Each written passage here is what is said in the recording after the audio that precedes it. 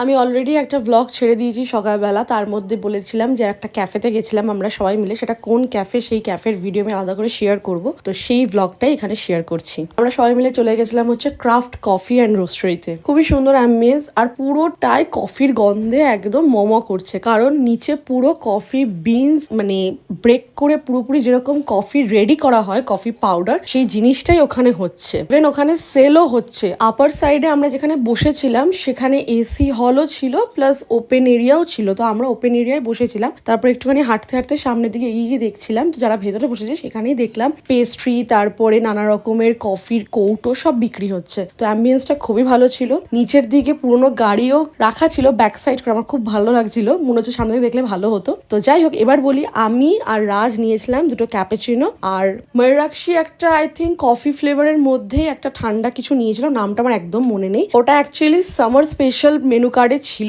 সবিতেন্দ্র as usual espresso নিয়েছিল। কেমন লাগলো তোমাদের এই ক্যাফের ব্লগটা আমাকে অবশ্যই জানিও।